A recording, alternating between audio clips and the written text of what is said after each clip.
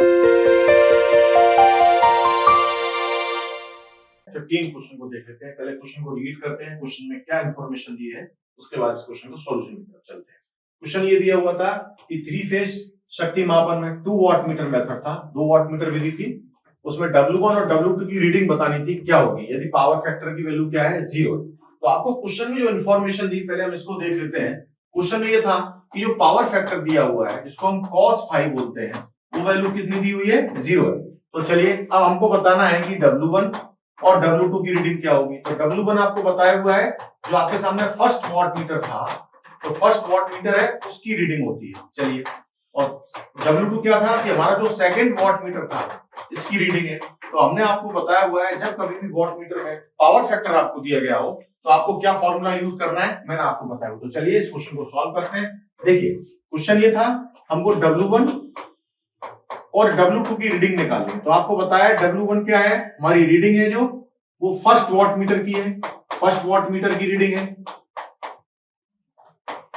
और W2 क्या है, रीडिंग किसकी है, वो सेकंड वाट मीटर की है, सेकंड वाट मीटर की रीडिंग है। चलिए यहां तक आपको क्लियर हो गया। अब हम आपको बताते हैं कि cos फाई जो पावर फैक्टर दिया हुआ है क्वेश्चन में 0 दिया हुआ है, तो यहां से हम क्या करेंगे, फाई की वैल्यू निकालेंगे।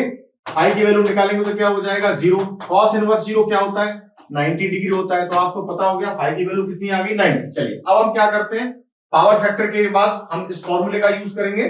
tan फाई इक्वल टू क्या होता है, √3 होता है W1 माइनस W2 अपॉन क्या होता है, W1 प्लस W2। तो आपको पता है इस फाई की वैल्यू आपने कितनी निकाली, 90। तो यहां हम 90 रखेंगे, tan 90 रख दिया। फिर उसके बाद हमारा इधर पार्ट वैसे ही रहेगा, W1 माइनस W2 अपॉन नीचे क्या आ गया, W1 प्लस W2। आपको पता होगा कि जो tan 90 है उसकी वैल्यू क्या होती है, इनफाइनाइट होती है। अब आपको पता है इनफाइनाइट कहीं आपको लिखा है तो इसकी वैल्यू क्या होती है, 1 अपॉन, हम इसको क्या लिख सकते हैं, 0 लिख सकते हैं।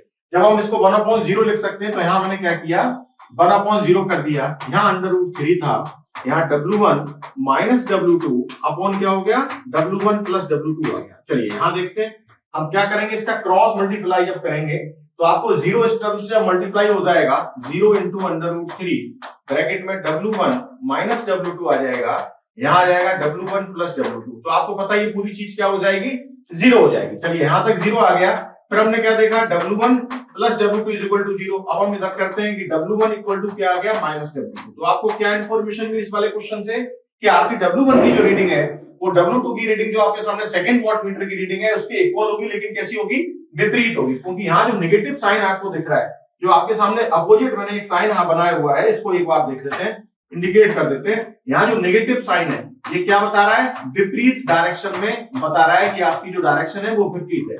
तो आपको देख लेते हैं, क्वेश्चन की तरफ चलते हैं। तो देखिए ऑप्शन हमने सिलेक्ट किया हुआ है, पहला W1 धनात्मक W2 ऋणात्मक। चलिए ये बात हो सकती है लेकिन आगे पढ़ना होगा, W1 W2 बराबर है लेकिन विपरीत संकेतों के साथ, ये ऑप्शन सही है क्योंकि इसमें रिलेशन नहीं दिया हुआ था किस तरीके का इंडिकेशन है।